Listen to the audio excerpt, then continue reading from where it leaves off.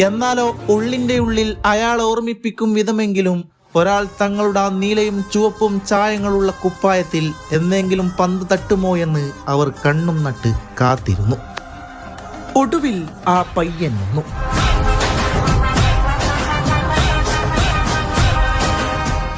ഇടം കാലാണ് കരുത്ത്, വലത് വിങ്ങാണ് പ്രിയപ്പെട്ട ഇടം.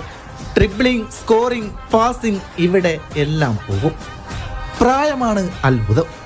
അതെ, ഒരു കൗമാരക്കാരൻ പയ്യൻ.